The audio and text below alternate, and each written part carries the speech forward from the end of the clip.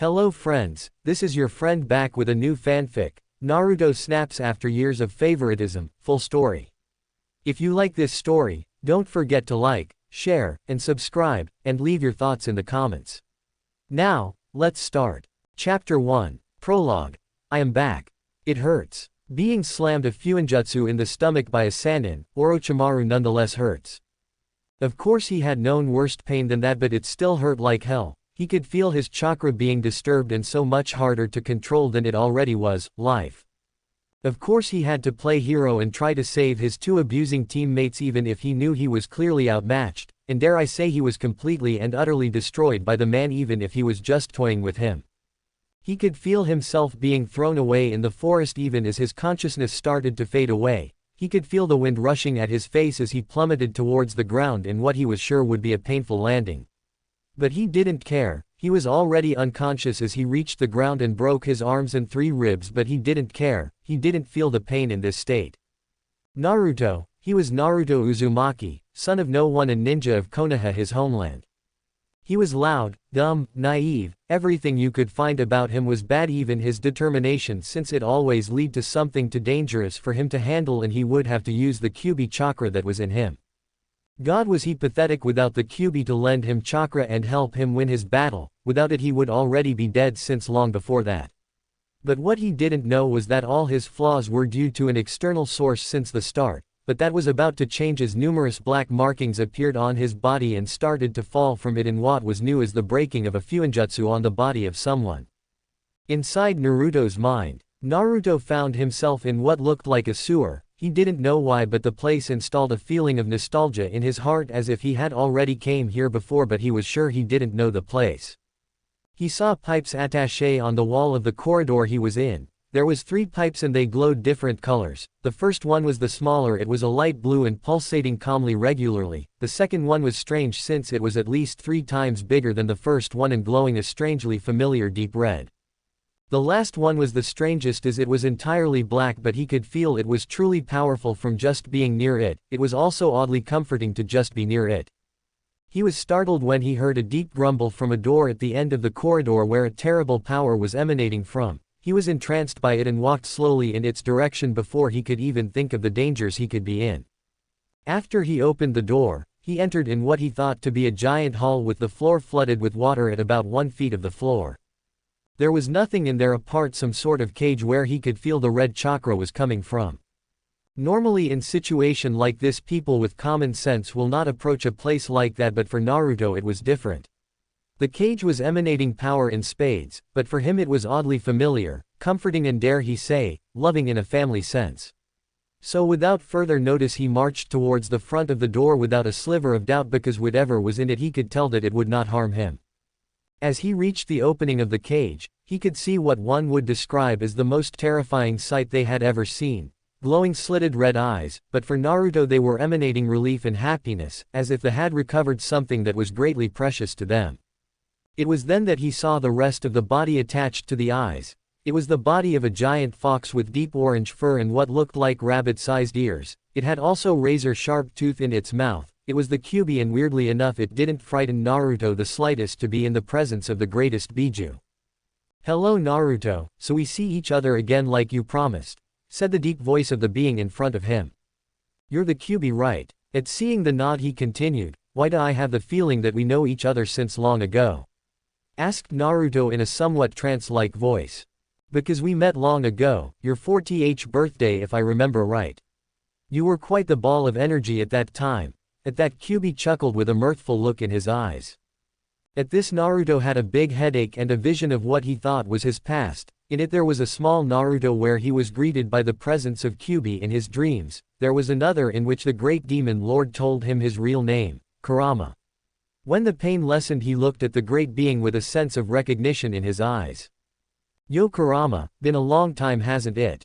What's happening to me?" asked Naruto in a somewhat deeper voice more fitted in an older teenager.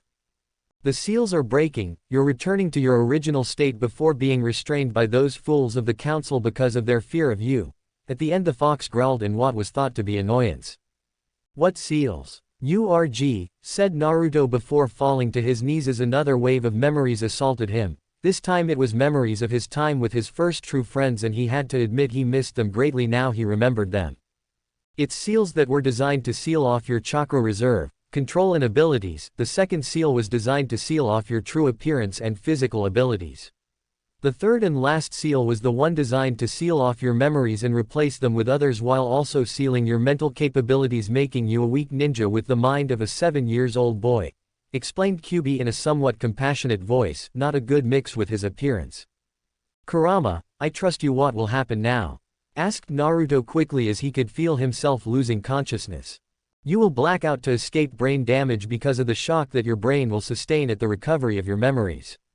Then your body will recover from the seals and regain its original appearance along with all your abilities and your Kekkei Genkei. Along with that, the block on your mind will be lifted. All in all, the process will take approximately 6 hours, explained patiently the fox with giddiness at the prospect of recovering his long-lost friend. But I'm on the forest floor in the forest of death, I can't protect my body. Don't worry, I got that covered. I will produce an aura around you that will explain to all the animal in your presence that you're not to be messed with, so you will not be attacked by either beast or human. Now sleep and I will see the real you in 6 hours, ordered the great being with a chuckle. Thank you, Kurama, finished Naruto with a smile before succumbing to his headache and falling into unconsciousness. At last, he finally is returning. I've got to thank Orochimaru for that, even if he doesn't knows it yet. He has freed the biggest threat upon his life with his Fuinjutsu. Life just got back to being fun, stated Kurama with happiness at the prospect of having finally his host back to his true self. Yes, life was back to being good. 6 hours later, still in Naruto's mindscape. He was feeling so much lighter. He hadn't felt this feeling since 7 years back when he was just merely 12 years old. He knew this feeling, the feeling of being one's true self without any mask, any restraint, just pure Kazama Naruto. Yes, his true name was Kazama Naruto, son of Kazama Arashi, the head of the Arashi clan, a clan dedicated at serving the Namikaze clans since their debt at being saved by the First Shinobi War. He had a seat that awaited him in the Shinobi Council as he was now Lord Kazama, since he is the last of the Kazama clan. Naruto still had his eyes closed, not wanting to end this feeling of peacefulness and freedom that he experienced before he finally looked back at his memory. He finally focused on one of the last before saying loudly, "She will so kill me when I see her again." I couldn't agree more, don't you? Said the familiar voice of his brother in all but blood, Kurama. Shut up, you oversized fox with bunny ears, said Naruto playfully, finally opening his eyes to look at his first and longtime friend. They are not bunny ears, you little bastard, screamed Kurama in indignation, but you could see that he was not truly angry if the smirk on his face was any indication. It was all they had to say before they started to laugh loudly, the mirth evident in their eyes and true happiness oozing off them at being reunited again. They hadn't truly seen each other in 7 years, so it was a great relief to be back together again. After 5 minutes or so they finally settled down again after regaining their breath. It was Naruto who started the conversation. It's good to see you again, bro. I know, it's good to finally having a true worthy hose again. So what are you going to do now that you're back? Asked a somewhat eager Kurama. First I've got to change and retrieve back the princess from our old dojo, which is thankfully in this forest. Seriously, who could like Orange at this point? Stated Naruto. I've got to say that you're right, Orange is awful, nodded approvingly the Biju. Secondly, I've got to save my teammates' asses and then go to the tower to complete the second task. Then I don't know, it depends on what we should do for the third task and if there is time between, but I know that when I have time I will go see my old friends and my uncle and aunt, stated a now late teenager Naruto. At this, Kyubi seemed to nod in agreement since he wasn't saying anything else before he looked him straight in the eyes, saying, "And what are you going to do about this place? I admit that a sewer is not exactly my definition of relaxing." "Ah, sorry. I kind of forgot about that, let me get this down," said Naruto in a carefree voice that he knew damn annoyed Kurama. At this, everything around them started to change. First there was no more cage but a collar around Kurama's neck with a tag with on it the kanji for seal. Second, they were now in a beautiful forest with a clear river running through it, and there was the blue sky filled with fluffy cloud. Last but not least, there was also the mansion that Naruto had built for Kurama's comfort. It was made in a traditional Japanese style. After that Naruto talked again. Well, now that it's done, I have to go and complete this exam, and don't worry, you know I can ace through it. Yes, I know, stay in contact, said Kyuubi while watching as Naruto started fading before he was no longer there. Now for quality time, Kurama said as he started trotting to the mansion where he knew he had a Ika collection waiting for him after so much time. Outside of Naruto's mind, the Forest of Death. As Naruto opened his eyes, he could see that it was night time and he surely could retrieve his teammates the next morning, so he decided to go to his previous favorite place before being sealed. As he stood up, he could feel his old orange jumpsuit clinging to him very tightly, and he knew why, but it was sure damn annoying. Before, when he was still sealed, he was 4 feet 10 inches 1 meter 47, but no, without these restraints he was 6 feet 1 meter 82 in height, and his jumpsuit was too tight for him to wear now. He got rid of the jacket and black t-shirt, leaving him bare-chested before he started running in what seemed to be a random direction, but in reality he knew exactly where he was going. Before he was sealed, he and his best friend had a hidden place in the Forest of Death in order to train and meet away from the prying eyes, since it would have leveled some questions that they did not really want to answer, some questions that might have been asked about their relationship. As he ran in the forest, he started reminiscing how exactly they built a place like that here. At first it was really a crazy story. Flashback. 9 years ago, Naruto's age, 10. Naruto and his friend were standing on the Hokage monument in Konoha after a long day of training in one of their secret training place, since they didn't want their friendship to be revealed just now. Even if their closest friends already knew about it, they just didn't want to be disturbed by the populace of Konoha. They were calmly sitting on the head of the first Hokage, who in their opinion was the greatest Hokage of the four, along with his brother Tobirama, the second Hokage. It was truly a relaxing sight. Before them stood the village, illuminated by the setting sun, giving it a gentle orange halo that made it really beautiful. They liked to come here after every training session that they had. It was his friend that first started talking. You know, I'm tired to have to find a training ground where nobody will find us each time we train. I mean, why don't we build our own training ground? It would certainly ease our time. The voice was clearly feminine and there was surely a hint of grace in it. Where did that come from? Asked Naruto with a curious look on his face as he turned to face her. From quite some time. I'm tired to have to hide my friendship with you, but if we have to, I want to at least be comfortable when we hide. He knew she was upset with their situation. I know, and me too. I want to display our friendship to everyone and stop hiding, but it's for your own security. I don't want you to be hurt just because you're friend with the Kyuubi brat, said Naruto with a sad look. You know I don't care that you hold the Kyuubi, the others too don't, stated the girl with an angry look. Naruto sighed and took her hand in his while trying to soothe her anger, which calmed the girl but made her blush slightly at the gesture. It wasn't long before she was calm again and he started talking. Yes, I know you all don't care, but the villagers do, and I wouldn't put it past them to try and hurt you to get to me, and I couldn't forgive myself if something happened to you or the others because of me, he said with a kind smile on his face that seemed to make all the girls around him sigh in admiration. Yes, I know, but that doesn't mean I have to like it, stated his friend with a pout that made him laugh and her blush more. So, what was it with your idea of building a training ground, and where? Asked the blonde, quite curious about her idea. Well, we could build one to suit our need and to be hidden from the populace for more privacy. This way we wouldn't have to change training ground each times. I thought of where it could be and I found a place, but you won't be pleased, stated the girl with a nervous look. Where? Asked Naruto with a suspicious look, as he had a feeling he wouldn't like what he would hear. In the Forest of Death. I found a clearing where we could build it, and with your knowledge of seals we could ward it to be invisible and human repellents apart from us and those keyed to the seals, she explained rapidly after seeing the look of barely contained anger on his face at the mention of her going into the forest without him. Sigh. So let me get this straight. You went into the forest without me, then you found a clearing and thought it good for our need, and then you want me to use the seals of my family to ward the place so we can construct it. Am I getting it all?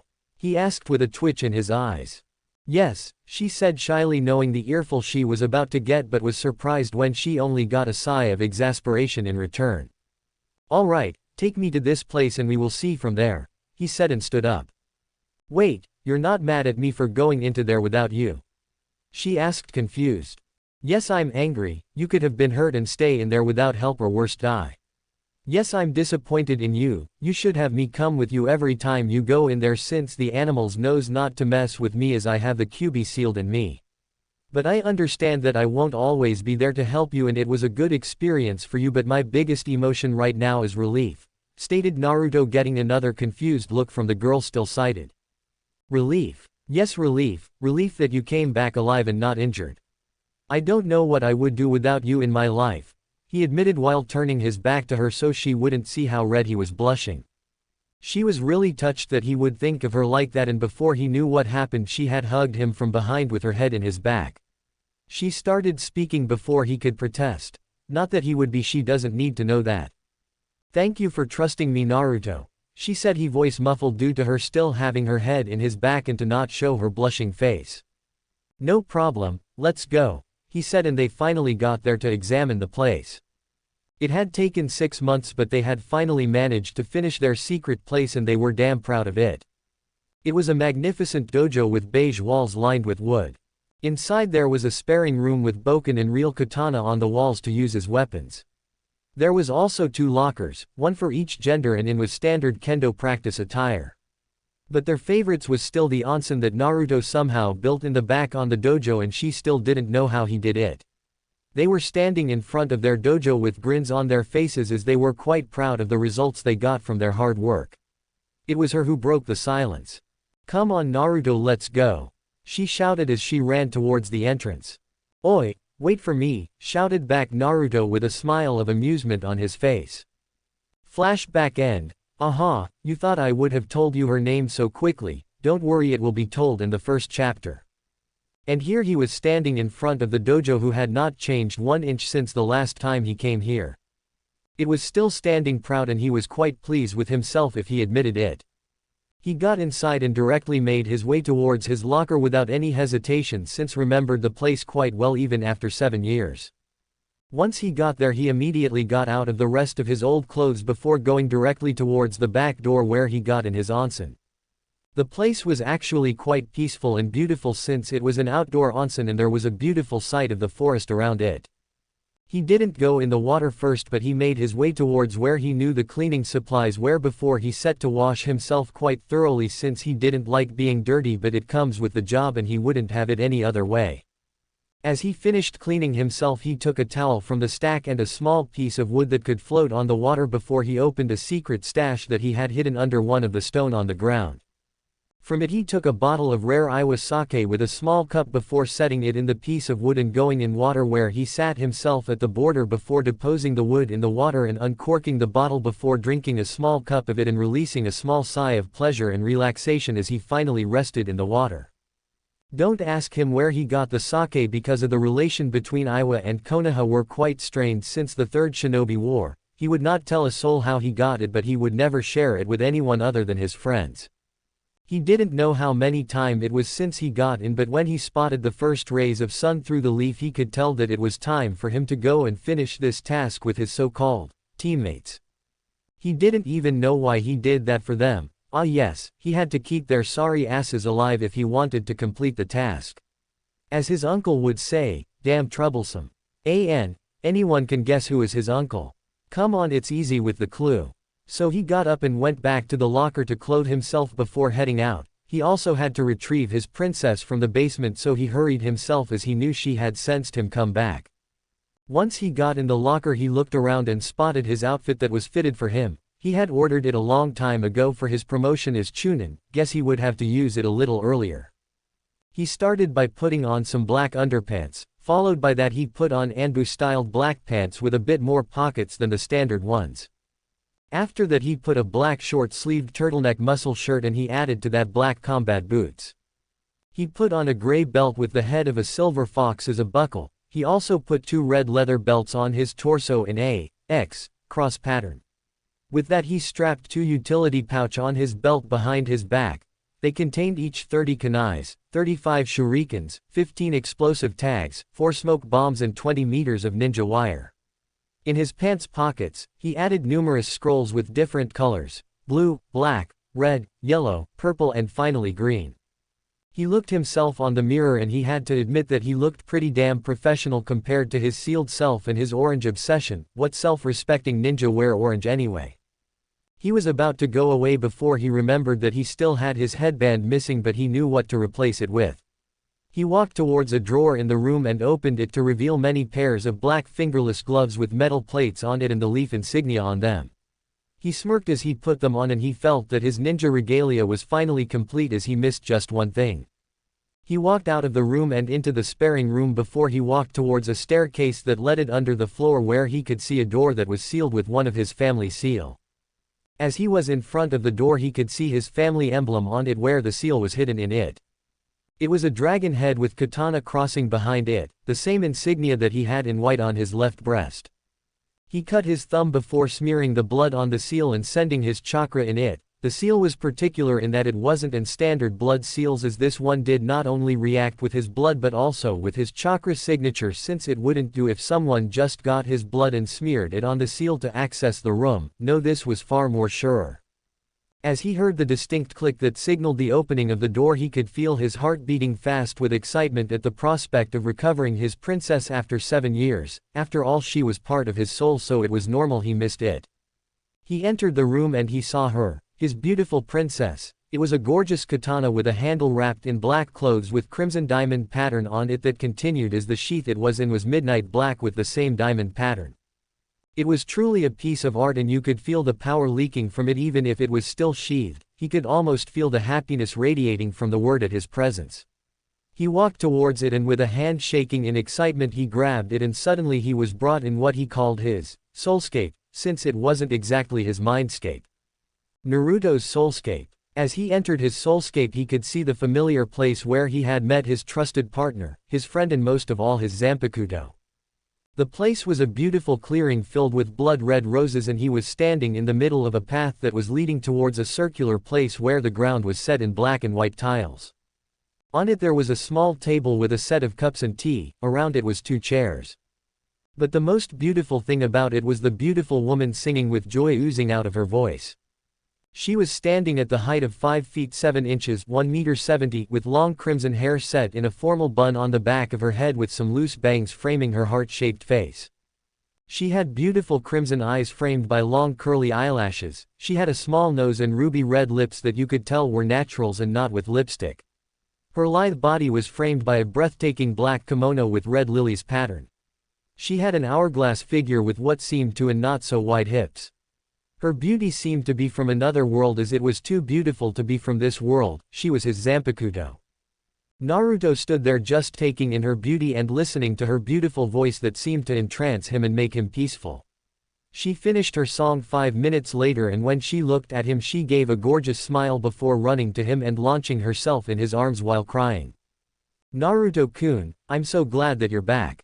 Never leave me alone again. I don't want you to leave me alone again," she said as she cried in his arms in joy to finally regain her partner and master. She was pleasantly surprised when he embraced her tightly to reassure her he wasn't leaving again.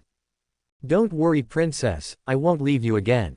Shish, everything will be all right now," said Naruto as he whispered soothing words in her ear to calm her.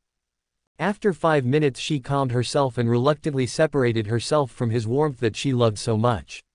She got to look at him after 7 years of absence and she had to admit that he looked damn good in his outfit and he radiated an air of power and confidence. It was Naruto who broke the silence. "I missed you, you have no idea," he stated. "And what should I say, without you I can't do anything else but wait until someone find me, but with your seal it would not happen. But now you're back and if I have anything to say, you're back for good," she said with an air of assurance around her as she puffed her cheeks, making her look extremely cute instead of serious. "Yes, I'm back for good. We will talk much later as of a task to complete, but know that you're not leaving my side now," he stated as he started to fade. "Yes, Naruto, I will always be by your side to help you," said the redhead. "We will see each other later, Benihime," and then Naruto was gone from his soulscape. Back in the basement under the dojo, Naruto opened his eyes while smiling. He got his princess back. He took the katana from his resting place. He strapped it to across his back with a red string of ropes to keep it steady. As Naruto was walking out of the dojo and in the forest, he smiled knowing that his return would make the Hokage freak out, but he didn't care. No, he will use everything he have to bring back the Kazama to glory, and now he was free of the debt he had with the Namikaze, since the fourth utilized him to seal the Kyuubi and by proximity rendering the debt fulfilled, freeing the Kazama from the curse that the Namikaze were. I'm back. And with that said, Naruto seemed to disappear in the wind as if he never was here to begin. Sakura and Sasuke's hiding place, the morning after Orochimaru's ambush. At this time, all you could see about Sakura was an exhausted girl after spending just one night without sleeping. Now, you're going to tell me that anyone would be after spending one night without sleeping, more so after fighting with a Sannin. But what most people tend to forget is that ninja are much more resistant to sleep than normal civilians, since their jobs are usually done in the night for extra cover. Coupled with that, there is the fact that she did nothing in the fight against Orochimaru but collecting Sasuke's unconscious form and hide herself and him in the trunk of a tree. You see, Sakura is one of the worst type of kunoichi out there that exist, fangirls. While it is arguable, they are nothing but a bunch of little girls that thought that by looking pretty and learning but the least basics they were full-fledged kunoichi and they could seduce their subject of love. Normally, the Jonin instructors are instructed to break them of their little dreams if they don't want to have them die by the first hard mission they would encounter. I would like to let you remark that again, Sakura did nothing against Zabuza nor against Haku, as she let her two teammates do the job for her. But the problem is that Kakashi hardly do anything but team exercise to make them work together better, even if it doesn't work. Kakashi should have broke Sakura of her fanaticism as soon as he could to prevent anything dramatic to happen while under his watch, but that did not happen. Instead of that, you could tell that the Hitaki encouraged the thing so as to further expand Sasuke's ego that was already too big to be healthy. Sakura did not train herself after their team meetings, instead choosing to stalk her love interest and watch him train. She was also endangering her own health by dieting. Dieting, in the ninja world, is a fatal error. The life of a ninja requesting more energy than that of a civilian demand more nutriments to keep following their rhythms of life, thus dieting bring an even lower dose of nutriments, thus making the ninja exhaust himself much faster. As a result of all of this, Sakura is skinny, borderline anorexic, as we can see her ribs through her skin. She is also at the level of an academy student and did really pass the exam only thanks to the written part of it. The only thing going for her at the moment would be her brain, and even then it is so obsessed by the Uchiha that her common sense and logic side are totally screwed, making her inapt to be a kunoichi mentally and physically. Kakashi should have reported that to the Hokage since it was endangering the well-being of his team, but the bastard chose to let her continue on the path of self-destruction and let her disgrace the name of kunoichi. And that's how, as she saw Lee getting beaten by the sound team, that she only thought about how could they survive without her Sasuke-kun fighting with them. In fact, she had totally forgotten about her blonde teammate ever since he disappeared in their fight with Orochimaru. She was beaten and tired, but all she could think was how the Uchiha would wake and save the day like always. It was how deluded in her fantasies she was. If someone knew about her thoughts, she would have had to spend the rest of her life in the psychology ward of the Konoha hospital for a long stay about her mental disorder. She was brought out of her silly thoughts when she heard the guy in bandages say something as he held Lee by his neck. "You thoughts you could beat us, you little pieces of shit. I will propose one last deal or we will all kill you. Give us the Uchiha and we will give you back this bastard. If you don't, we will kill every one of you. It's your choice, but personally I prefer the second option." It was all said with what she could think was a smirk underneath the bandages. For Sakura it was little reflection. There was no way she would give her Sasuke in exchange for this weird guy, even if he was a ninja of the leaf. So it was with extreme stupidity that she screeched in her annoying voice. "Are you idiot? I will never give you Sasuke-kun. You will all die when he wake up and save me. You made your choice, now face the consequences," Dosu said in a calm voice. He then brought a kunai out of his pouch and positioned it where when he brought it down it would cut his jugular. It was with an immense glee that he started to bring his arm down. Everywhere in the clearing, people looked on with helplessness as he brought the kunai down. Shikamaru had thought about stopping him with his shadow, but he could not do it fast enough with the distance, and he was cursing himself for that. Ino watched as a fellow Konoha ninja was about to be killed in front of her and something snapped in her. Her idealistic thoughts about the ninja world broke down to let place for the reality that she could be killed every day in this carrier. She knew she wasn't strong enough compared to her teammates. She knew she was basically worthless even with her clan technique that she learned. She knew that she had to better herself if she wanted to survive in this world. It was how it worked. The strong survive while the weak perish. Choji was cursing his own helplessness in the front of this enemy. They could have come to his help when he fought and now they had to watch as he was killed. It was truly a gruesome thought. Tenten was openly crying as she watched the execution of her teammates. She had come to like him greatly in their last year together as teammates. Even with his weirdly ways, he was one who would immediately bring a sensation of happiness within their group. She closed her eyes as she couldn't watch any longer the death of her great friend. Neji, even if everyone thought that he disliked his teammate, was actually attached to him. He was the first one who stood up against him and bring him back to earth in making him see that he was still just a genin and that he could still be brought down. It was a secret between them, but Lee had already won against him. In a spar, Lee managed to be the last one standing, and after that day they spared from times to see who was the strongest. Actually, Lee had one more win than him and he would die the better of the two. Neji closed his eyes and let a lone tear fall down his right eye, and he mentally cursed the fate that was brought down his first real friend. But one thought was present in all the minds present in this clearing: disgust at the attitude of their pink-haired fellow Konoha ninja. How could she abandon Lee to his fate like that while thinking that the Uchiha would save her in this time? It was truly pathetic of her, and they knew at this time that she would be an outcast in the Konoha genin rank. They didn't want to be friends with her anymore. Another thoughts ran by all their heads: where was Naruto? Lee watched as the kunai made his way slowly to his jugular and he closed his eyes thinking it was the end for him. His last thoughts were sent to his teammates. Thank you Neji, Tenten. You were really my best friends and my teammates through all of this.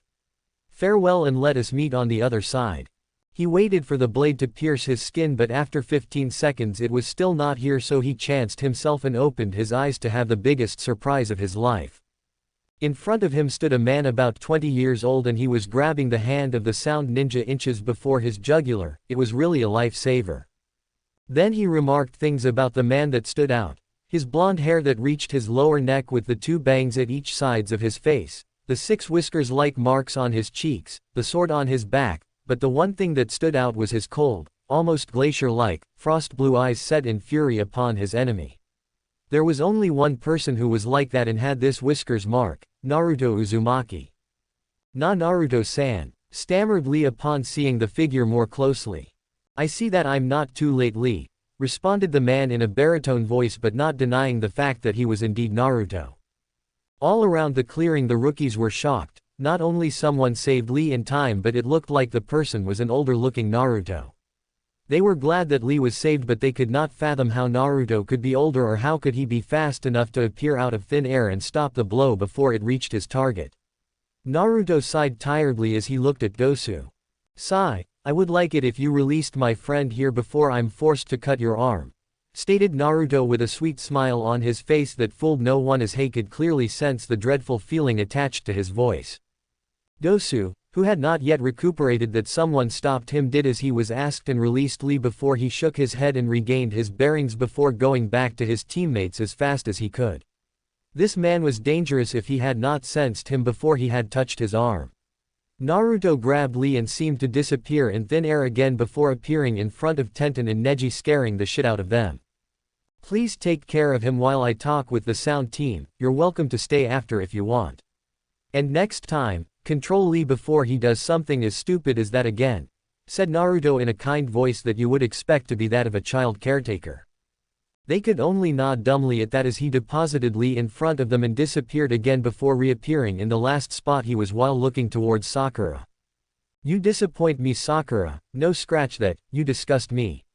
How could you let a fellow Konoha ninja die like that just because you're infatuated with the Uchiha? I will report that to the Hokage and demand that you be evaluated mentally as to see if you're fit to be a kunoichi or not, said Naruto with a look of utter disappointment and disgust. Sakura was at a loss of words. Who was this man? How dare he critic her? Who is he to reprimand her? But she could not express her fury at his words as the sound team finally regained use of their voices. Hey you, what do you mean you will report her to your Hokage? You will not be alive to do that, so stand here quietly as we kill you," shouted Zaku with a grin on his face that quickly disappeared as Naruto turned his head to look at them. They were sweating profusely, this feeling, the feeling you have when you're hunted and you know that you can't escape your death. This feeling of dread, as if the Shinigami was behind them, embracing them in his arms and welcoming them to the kingdom of the dead. This feeling, it came from him, from this man, no, from this monster that appeared out of nowhere. It was as if a giant was in front of them, looking at mere flies in his path. He started talking in a calm, deadly voice. "Who gave you permission to talk, child?" Kin was on her knees suffocating and the other two were not better. This man could kill them like they were nothing. They were just snot-nosed brat in front of him. His mere presence was dangerous, it was even more powerful than that of Orochimaru, for God's sake. He talked once more in a relaxed voice as if he was talking about the weather. "Leave your scroll here and disappear from my sight. I don't want to see you again in this part of the exam. If I do, you will not live another day to talk about it. Am I clear?" His voice, it was that of a natural leader. They could not fight against him even if it meant abandoning their mission of killing the Uchiha. Dosu struggled as he picked their earth scroll from his pouch and deposited it on the ground without a word, and he said 2 words before disappearing with his team.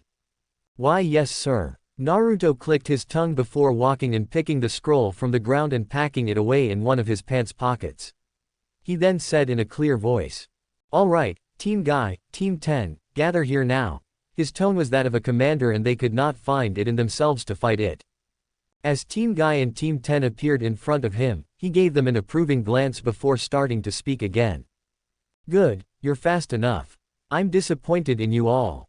You could have stepped in the fight sooner and stopped it faster before I had to step in to save one of you."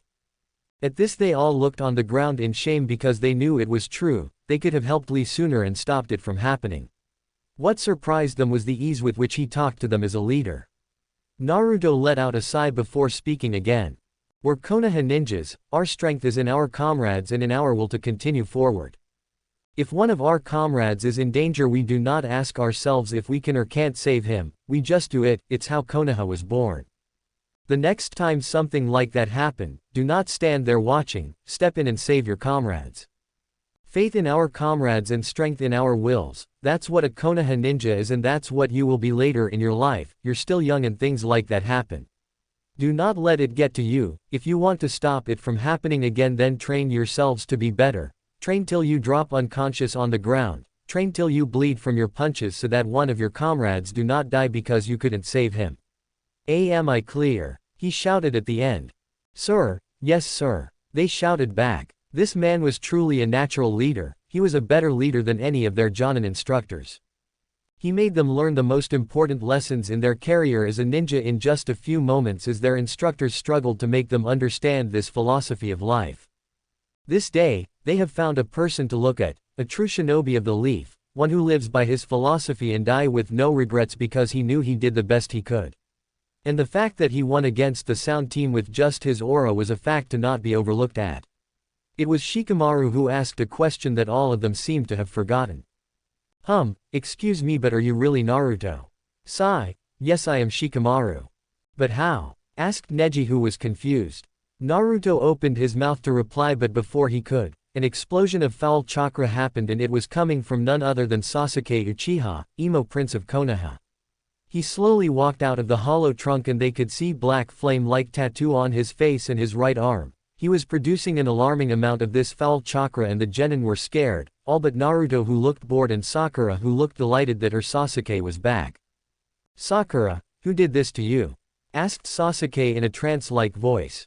"Sasuke-kun," answered Sakura in a girlish manner, seeing the Uchiha cared for her. Sasuke, seeing one man he did not know, assumed it was him who attacked his worthless teammate, so he charged without a plan, seeing as he felt more powerful than he had in his entire life, and frankly, who could stop the almighty Uchiha? His speed was great, for a genin. "Feel the power of the Uchiha!" yelled Sasuke as he was 10 feet from Naruto. As Sasuke reached the 5 feet distance, Naruto suddenly disappeared, only to appear right beside Sasuke while grabbing his neck. Naruto suddenly smashed Sasuke in the ground, which created a mini crater from the strength of the blow. He lifted the Uchiha again before repeating the process until the Sharingan user was limp as he was unconscious from the damage. He threw his body back in the hollow tree before speaking in an annoyed tone. Damn Uchiha and their pride, too loud in the morning seriously. Just like Itachi if not worse. The others were awed at how he manhandled the crazy Uchiha, as it would seem that not even the boost of foul chakra was enough to beat the new Naruto. It strengthened their beliefs that there was more of Naruto that they were told. It was then that the pink banshee came to face Naruto and screamed at him while the others shook their heads and prayed for the poor soul, as they now knew that it would be better for their health to not antagonize the blonde. What did you do to my Sasuke-kun, you bastard? When he wake up he will beat you and you will ask for forgive, started screeching Sakura. Naruto was already angry after the Uchiha started attacking him, so he was not in the mood to deal with a deluded fangirl, so he gathered chakra in his fingers and flicked her head, the power sending her also in the hollowed tree, unconscious. It was scary to see him do that. But they certainly understood why he did that. She was damn annoying. He walked back to them before talking in a more calm voice. So what is your state for this exam, Team 10? We have an Earth Scroll, still researching for a Heaven Scroll, but none of us is injured, Naruto-senpai, replied Shikamaru, seeing as calling him simply Naruto didn't seem right. Naruto-senpai, I like that. And you Team Guy, answered Naruto. We have the 2 scrolls needed to complete the exam and we have 1 injured, replied Neji, seeing as Naruto was their temporary leader and he was not complaining about that, seeing as Naruto sure was powerful. Alright. Naruto fished something in his pouch before taking out a Heaven Scroll and throwing it at Shikamaru, who was surprised. Here, take it, with that all of us have the required scrolls. We will leave in 2 hours to the tower as one group to prevent from being attacked. In this 2 hours I want Lee to be treated for his injuries and all of you to recuperate enough energy to attain the tower in one trip without pause. Am I clear? Instructed Naruto. Sir, yes sir, replied all of the genins while straightening themselves before heading to their task. The blonde man sighed as he sat against the trunk of a tree before taking out Benihime and starting to sharpen her. This action attracted the sight of one weapon mistress, as she was one hardcore blade lover. She almost zoomed to him with stars in her eyes at the sight of the weapon and immediately asked him questions about it. You own a sword. Who forged it? It's beautiful, can I touch it? Yes, I own this sword. And it wasn't exactly forged, and no, you can't touch it as she is rather violent with other people's hands, replied Naruto, never taking his eyes off from his sword. Huh, she? Asked Tenten dumbly as it dragged the attention of most of the group of genin. Yes, she. Benihime is a sentient sword and she disliked being touched by other hands than mine. She can be rather moody even if she is the most beautiful sword you will find out there, coming second only to Soda no Shirayuki. He continued talking while sharpening his sword to perfection, and he sheathed it away before strapping back the katana to his back and standing up while stretching. What's the situation for now? Asked the blonde leader. Lee is almost healed completely and we have the energy to go to the tower in one trip. Shikamaru for the group. Good, be ready to leave in 10 minutes. We can't afford to be ambushed with this many people, ordered Naruto. Sir, yes sir. It was becoming an automatic answer for them as they found Naruto to be a good leader, one who thought of his comrades and made the best decisions for them. And when the 10 minutes were up, they started moving with 2 of Naruto's clones transporting the Uchiha and the pink gorilla. They were making their way smoothly with Naruto at the front and Neji behind him with his Byakugan activated so as to detect traps and enemy teams. They made for an impressive sight as they were an organized group. Naruto would not allow foolishness in his group in enemy territory. 3 hours later and 6 exhausted genins later and they were at the tower. Naruto landed first and turned so as to speak with all of them. It's here that we separate to finish this exam. I hope that you all learned this lesson with the battle with the sound team. I expect you to do your best at the next phase of the exam, so make the Leaf and me proud of calling you our comrades. Am I clear? He said all that with a smile on his face. Sir, yes sir. They all replied with the same smile. Even Neji, I know it freaks me too. Good, now go your way, he said, and with that all the teams went their own way to enter the tower. Naruto sighed as he looked at his unconscious teammates. They really were a hassle to handle. As he entered the tower with the 2 being moved by clones, he opened the doors to find himself in front of the familiar, saying that strength and intelligence go in hands and that if one lacked either they had to train themselves to be the best they could. He took an earth and a heaven scroll from his pants pockets and opened them at the same time to gaze at his favorite teacher and senpai when he was in the academy years before. Iruka was having a normal day for a ninja. He could only wait as the students he once had opened the scrolls to summon him to end their tasks. So when he was summoned, it was with great confusion that he saw a 20 years old looking Naruto as well as his two unconscious teammates in a corner of the room. It wasn't until he heard the deep baritone voice of Naruto that he snapped out of his daze. "I didn't know I would have this effect on you, senpai," said the blonde with a chuckle. "Naruto, is that the real you?" asked Iruka while hoping that his younger friend was back. "Yes Iruka, I'm finally back and for good," he replied with a smile. "But, how?" asked a confused Iruka while he was happy to regain one of his old friends. "Long story short, Snakeface slammed a Gogyo Fuin on me which destroyed the seals and let me revert back to my true self. Thanks for taking care of me in my false body," said Naruto. "It was nothing, but by Snakeface you don't mean," said the academy teacher with a dreading look on his face. "Unfortunately yes, it was Orochimaru. He deposited his little hickey on our dear emo prince here before going back to his lair," replied Naruto with a serious look on his face. "Damn, here goes my retirement from Anbu," muttered the scar-faced ninja. So you got an Anbu but retired. I guess felicitations are calling even if it is late," replied Naruto with a smile on his face. "Thanks, I loved it there but I guess I love teaching more," said Iruka with a proud smile. "So which mask did they give you?" asked Naruto in curiosity. "Not telling," said the ex-Anbu. "Don't tell me they did, oh that's the best. They really gave you the dolphin mask, Agent Iruka," said Naruto in a fit of laughter on the ground. Shut up. I didn't have the choice and I got enough of it with the others so piss off," replied Iruka with an embarrassed blush on his face. Alright, calm down Iruka, I won't laugh at you anymore," said Naruto before a serious look came upon him. "How did she react to my sealing?" "Sigh, badly, really badly. She threw herself in training and we had to stop her before she trained herself to death. She became Anbu like me, she was cat, she still is now she has her own squad as she is a captain. She was still looking for ways to release you last time I saw her," explained Iruka with a sad smile. "I see, then could you tell her to come here the day of the end of the second task, we have much to talk," said Naruto. "I will but you know she will kill you for being this stupid." "Yes, I know," said Naruto with a shudder as he knew she could be quite sadistic. "Let's not talk about that now, let's catch up with a few bottle of sake," said an enthusiastic Iruka. "You, my friend, know how to talk to me," replied Naruto. As they left the room laughing, they had forgotten about the two unconscious bodies of Sasuke and Sakura that were still on the ground. 5 hours later, a chunin who checked the room found the bodies and immediately rushed to them only to sigh in relief at seeing they were not dead, and seeing the two open scrolls on the ground he assumed they completed the task and so he brought them to free rooms so they could rest. 3 days later, final day of the second task. Naruto was bored, utterly and simply bored. During the first day he was there he caught up with Iruka and had quite a few drinks with the man before his friend had to go back to the village and do his request. He had not seen him since. After that he had put a powerful henge on himself so as to not arouse suspicion on him since he shouldn't look like a 20 years old man. It was truly annoying to not be able to roam freely in your true body.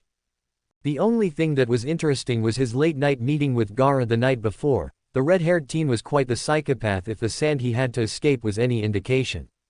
He remembered that Kurama had warned him to be careful around the teen since he held Shukaku, the one-tailed tanuki, as the beast granted its owner the power to control sand as previously demonstrated, and also the power came quite a bit of insanity. He had wondered about Kurama's own sanity as the fox retailed how he had one day made a sandcastle out of the Shukaku's body after one of their fight. So here he was standing with the other Chunin hopefuls in front of the Hokage as he gave his speech about the replacement of war within the 5 great hidden villages. Naruto had to stop himself from rolling his eyes at the utter bullshit that the old man seemed to sputter at the minute. He was also annoyed at the sight of the appearance of one Hayate Gecko. He remembered the bastard as the last time he had seen him he had to stop himself from castrating the man, but that was a story for another time. The Kazama heir considered bashing the face of Sakura in her head as she kept telling the Uchiha to quit because of the pain he was in. She could get to one's nerves quite well, and he knew that someday someone had to get her back to earth, and he would be the one to watch with popcorn at his sides, or he would do it himself. He saw the guy that called himself Kabuto quit and could immediately see that he was not a genin. No, he was much more powerful than a simple genin could. After that they were led to the balcony as they had to do preliminaries since there was too much participant in this tournament. When they reached their places, Naruto immediately saw that Sakura wanted to talk to him, so he sighed since he knew Kakashi would hear this conversation. "Hey Naruto baka, where were you these last days? We didn't saw you after arriving at the tower," she asked in her annoying voice. "Sigh, I was here and there in the tower. I discussed with quite a few other teams and I didn't want to see you or the Uchiha, so it was quite normal that you didn't see me," finished Naruto. He knew it wasn't the Naruto they were used to because of their incredulous looks, and he was too tired to play a game of deceiving with them. "What do you mean, Naruto? Why didn't you want to spend time with your teammates?" asked Kakashi in his annoying lazy tone. "It means what it means. I had not the patience to play being nice with them, whereas I would rather bash their heads in the walls for toying with me. So please, excuse me if I'm rude, but I have enough of being the one who is always receiving hateful comments," explained the blonde in an exasperated voice. To say they were shocked would be an understatement. Naruto was talking back to them and with no certain dose of sarcasm. It was new to them to see Naruto use an intelligent form of humor, and to use it against them was certainly a surprise, and it was a big amount of anger that Sakura replied. "What do you mean bash our heads? You don't hold a candle against Sasuke and you wouldn't last 5 minutes against me, so shut up, you useless knucklehead." She didn't see Naruto go rigid at the statement that he couldn't last in a fight against them, and she didn't notice the tension in his muscles as she said he was a knucklehead, but Kakashi had, and he was expecting the worst. So it was with surprise that he saw Naruto relax his body before he turned and looked at Sakura in the eyes with an extremely hard look that had her flinching and shivering in fright. "You better shut your mouth, kid," whispered Naruto loud enough that everyone could hear him. Sakura was frozen in place. It was like she was facing a man that could kill her like a flies if she had tired his ire. For him she was just a kid, someone not even worth his time, and it was frightening that it came from Naruto. Kakashi regained his bearings before starting to scold his blonde student. "Naruto, I will not have you threaten your teammates," but he was cut in by Naruto. "And you would better control your students if you don't want to lose one of them, Hitaki. I will not stand any more for this behavior toward myself, and if it continues you will not like the outcome," said Naruto before walking away to talk with the other teams. They were stunned. Naruto had just talked to Kakashi as if he wasn't his superior in hierarchy. He had just placed an ultimatum on them for their behavior, and it was one they were afraid of. But before they could contest his actions, the first names appeared on the board for the first match. Sasuke Uchiha vs Akato Yoroi. That shut them up immediately since it was Sasuke who was going to fight first. They immediately started to cheer him upon his sure victory and to not exhaust himself too much. By Naruto's side, he scoffed as he saw the names appear on the board, and he muttered something that sounded damn council and their favoritism. Being near Team 10, they heard this part, and Shikamaru, being curious about this, asked him a question. Why are you saying that there is favoritism, Naruto?" "Sigh, I'm saying favoritism because it's exactly what it is. If you knew about how Konoha works you would have understood immediately, but let me explain.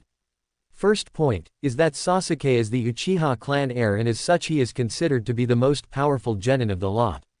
This is to show Konoha's strength in making the first fight spectacular with the best genin so that the next fight seems dull and without interest," started to explain Naruto in what many called his lecture mode.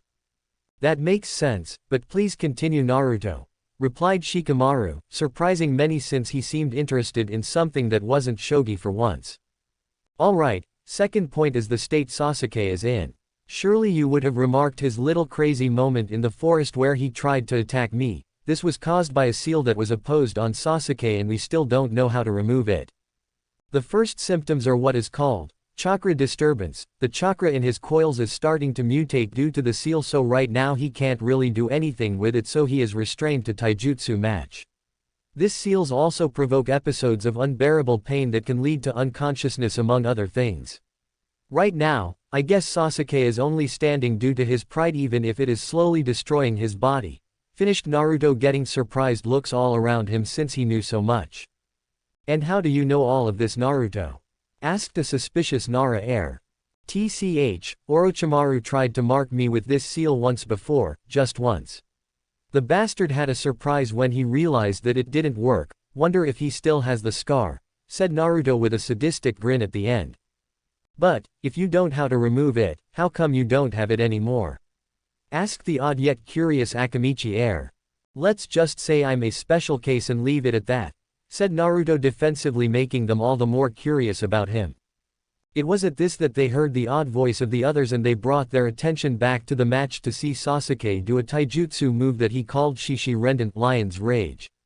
Naruto gritted his teeth knowing where the little bastard got the move since he didn't create it at all. Shikamaru noticed this and couldn't help himself but make a comment. What is it, Naruto? What is there with this technique? It's not the technique that is a problem in itself, it's just how he created it, replied the blonde shinobi, accentuating the creating part.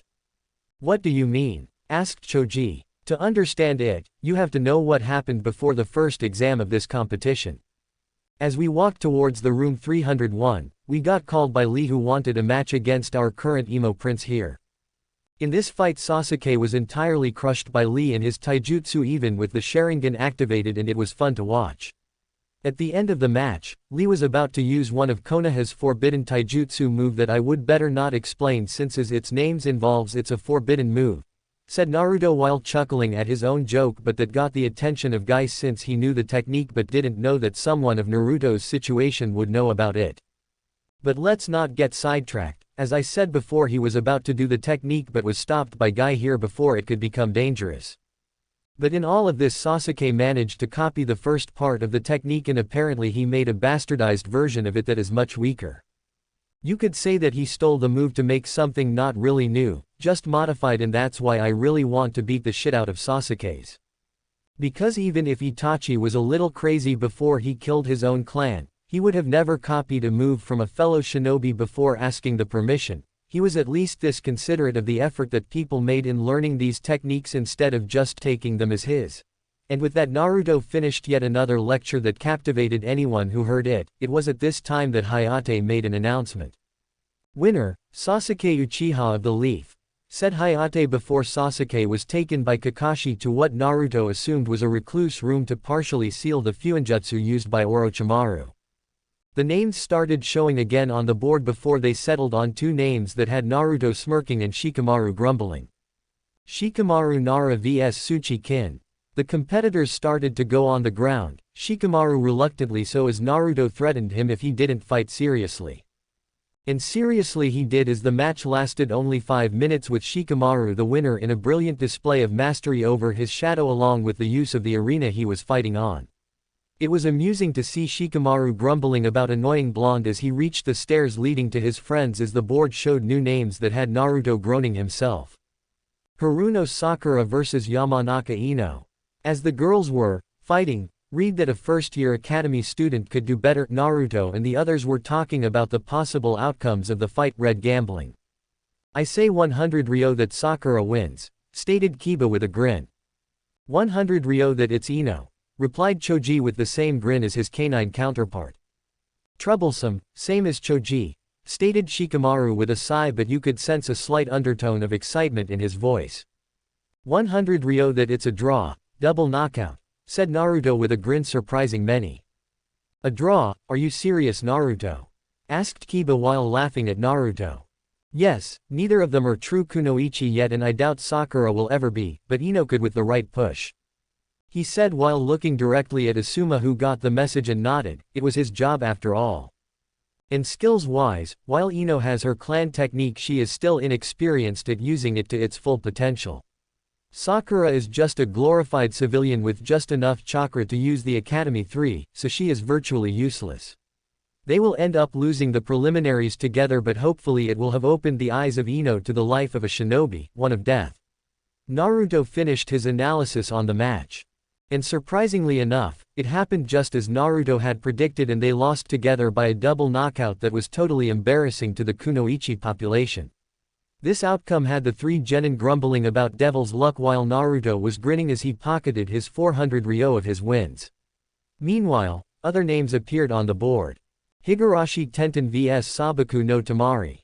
As the girls descended in the arena, you could hear Naruto let out a sigh of pity, but for which girl was a mystery before Choji asked. "Hey Naruto, why are you sighing?" "I'm sighing because I know that Tenten will lose, badly," said the battle expert, surprising many but getting a frown from Guy, who replied. "And why should my student lose, Naruto-san?" "Oh, calm down Guy, observe Tamari and you will know why Tenten will lose, considering that she specializes in weapons," replied Naruto with his own frown. Guy, still frowning, looked at Tamari for 10 seconds before he saw what Naruto saw and his eyes widened and he looked back at Naruto. "I'm sorry Naruto-san, I should have been more observant. Indeed, even if it saddens me, Tenten can't win against her opponent," said the taijutsu master surprisingly greatly. "What are you saying Guy-sensei? Surely Tenten's flames of youth are brighter than her opponent and she can win," stated Lee. "Lee, you have to understand that even if you're the best there are some battles that you can't win," said Guy, surprising many because of his serious tone. "But why should Tenten lose?" asked Lee, confused. "Let me explain that Guy," said Naruto, earning a nod from Guy. "You have to know that Suna is a village where most ninja are specialized in wind manipulation compared to Konoha where most are specialized in fire manipulation. As you can see, Tamari has a battle fan. This was a weapon that was largely used in the Third Shinobi War by Suna. The battle fan users used their weapons to maximize the power behind their wind jutsus, which allowed them to create monstrous gusts of winds that could shred boulders. What Tamari uses is a lower quality battle fan, surely her backup, it will only her to create gusts of winds that do not cut. But against Tenten that specializes in close combat weapons and throwing weapons, she is utterly outclassed and she will lose without having touched Tamari once." Naruto finished yet another of his lectures. This had the effects of having the Jonin's complete attention, since Naruto analyzed the fights perfectly and even gave the Genin's lectures on the history of the world with lectures of how the fighters battled and what could be the possible outcomes without failing once. It was suspicious if you considered the grades that Naruto had in the academy and how he was dumb, but there he showed signs of intelligence that had many left dumbfounded. It was at this time that the board showed two other names after the defeat of Tenten and the scolding Tamari had by Guy. These two names had many excited since they will finally find the true power of Naruto.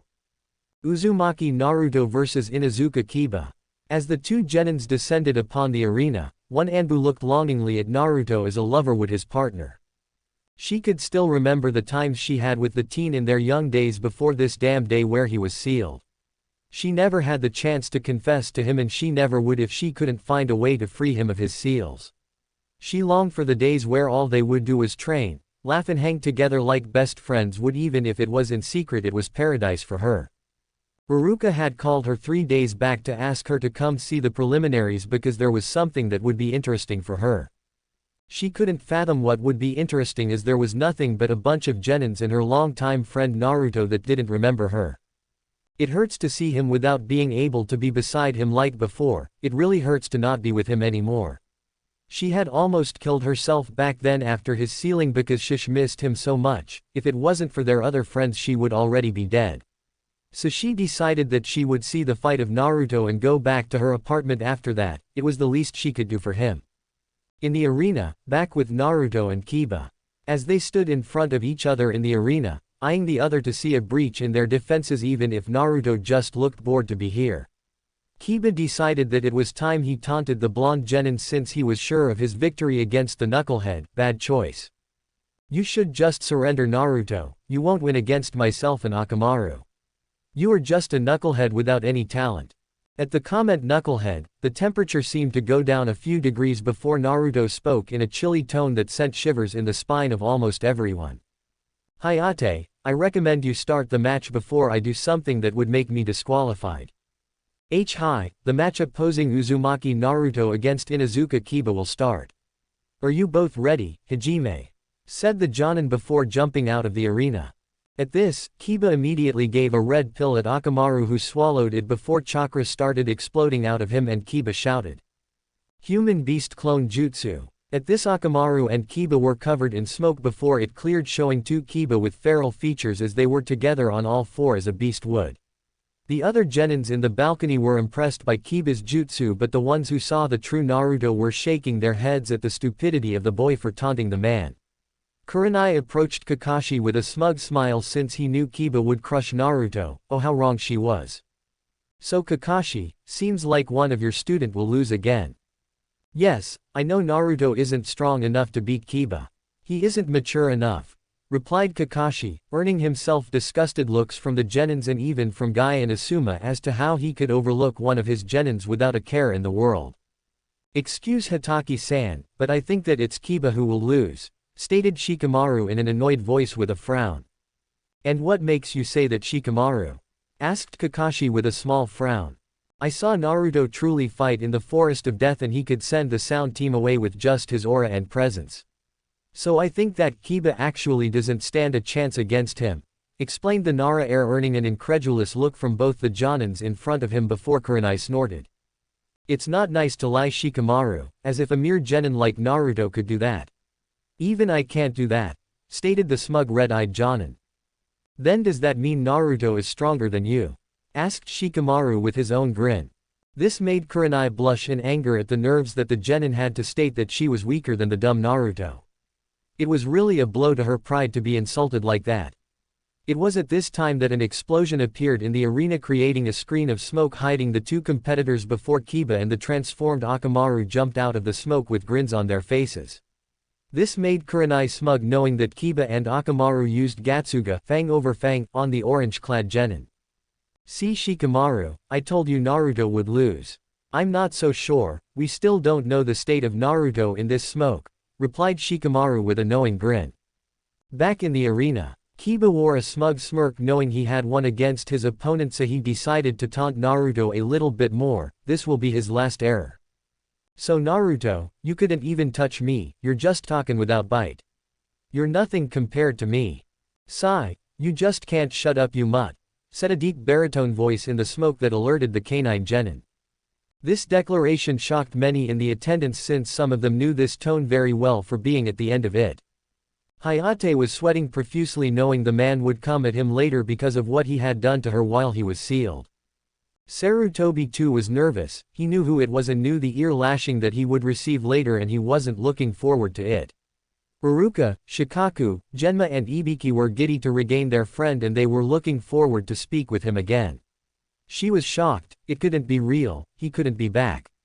The seals surely hadn't broke down without help, but she couldn't shake off the feeling of hope she was feeling at the prospect of seeing him again. As the smoke cleared, a figure of about 6 feet was seen until the smoke cleared entirely, showing a blond man of approximately 20 years old, clad mostly in black and with a katana strapped on his back. The figure was smirking at the shocked looks in the public at his appearance. T was with a grin that he spoke again to Kiba. So Mutt, are you ready to lose, since I have better things to do than to stay playing with you? What are you saying, bastard? Yelled Kiba before launching himself and Akamaru in another Gatsuga. Naruto grinned even more, and as the two tornadoes were upon 5 feet of him, he disappeared from view to reappear 10 feet behind them with his still sheathed katana in his hand. And that's when all hell broke. The two twisters stopped brutally spinning to show a battered Kiba and an unconscious Akamaru who reverted back to his true form. It was a shock for everyone. Almost everyone didn't see how he beat Kiba apart from Guy, Sarutobi and Kakashi, who had his Sharingan out since he thought it was a genjutsu. Naruto walked back to the balcony before he turned his head toward Hayate. You should declare the winner, Hayate. Rewrite, Uzumaki Naruto win, started Hayate before he was cut by Naruto.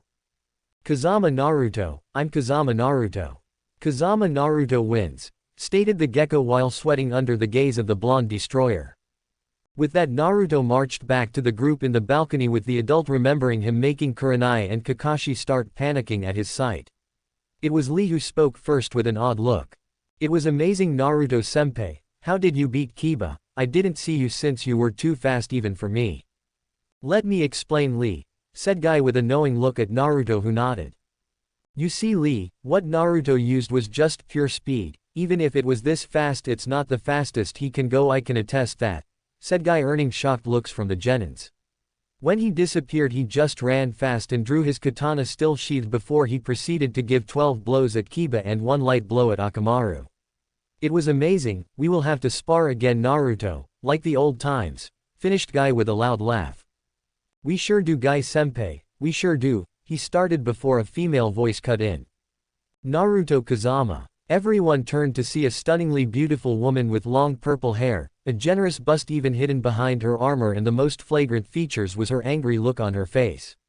Naruto, seeing her, ran a hand in his hair before looking at her and saying, "Hey, long time no see.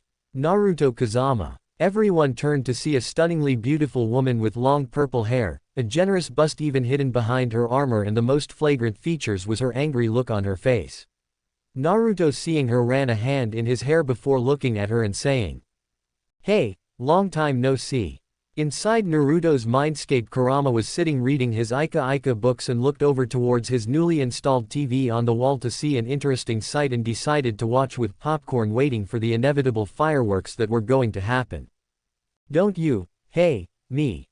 Naruto looked around and saw that everyone was looking in his general direction, which slightly unnerved him. He looked towards the Hokage with such a glare that promised him that if he was going down, he was going to take the old man down with him. Now Yu-chan, it's not my fault, I swear." She walked over to him with everyone watching. The walk was slow and he started to anticipate certain doom that was going to come. Kurama was snickering in his head, but at the same time was sending chakra preemptively towards his entire body to heal any damage that was to come and perhaps just maybe numb the pain. She stopped a step in front of him and was wondering what he would do after she had finished, but decided to take the risk. If she didn't get the chance last time, then she would definitely do it this time. Her mask off and tied to her waist, she leaned in and kissed him on the lips, surprising not only him but all the jonin there. Naruto responded by bringing one hand to her waist and wrapping his arm around her back, pulling her closer into him. Ignoring the wolf whistles from Kiba, they parted from each other's embrace, red-faced and slightly embarrassed. He looked around, his arm still around her waist. He noticed that all the jonin were staring at him. Asuma Sarutobi had dropped his cigarette from his mouth. Kurenai Yuhi had her mouth hanging open. Guy was giving his good guy pose with the shiny teeth effect, and his former sensei Kakashi Hatake dropped his Ika book. Not one to miss an opportunity, he quickly used AD-ranked Kaden Jutsu without any hand signs to burn the book. He looked at Kakashi with a smirk of victory. "That is what you get for being a total to me when I was on Team 7. I have the chakra reserves of several cage-level shinobi and at least 3 different affinities. How on earth could you not pay any attention to me? Fair enough, you didn't pay any attention to the pink-haired bimbo, but me. Just you, Kakashi." Kakashi at this point was on his knees holding what appeared to be the ashes of his book, crying, muttering something that sounded remarkably like, "Rest now, little precious, daddy will put you back together so you can be precious again," over and over. "Now Yu-chan, I know you must hate me, but it wasn't my fault, I swear." "What about it wasn't your fault?" "The entire thing. It's not my fault that I was stronger than the geezer at the age of 12.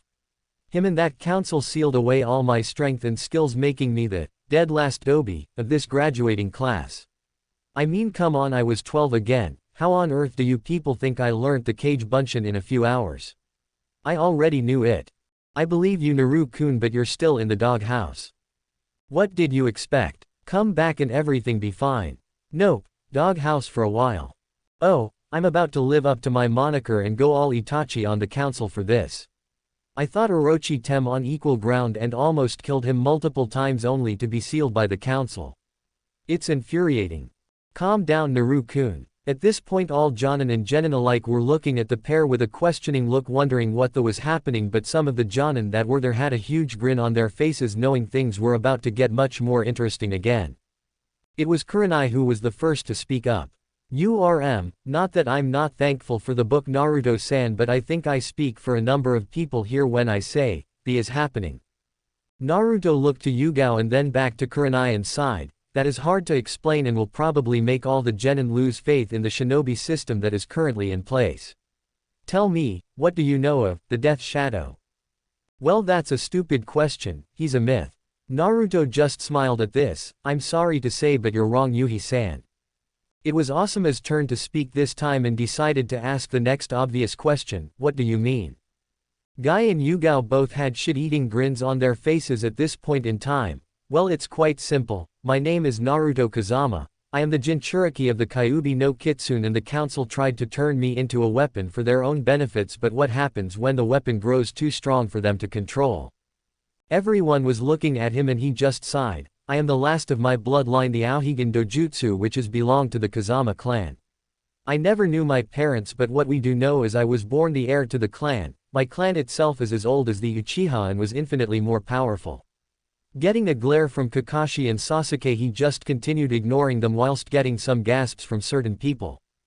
I was 6 when the civilian council somehow got the shinobi council to train me into a weapon. Being a civilian, the shinobi part of the council had no choice but to do what was required.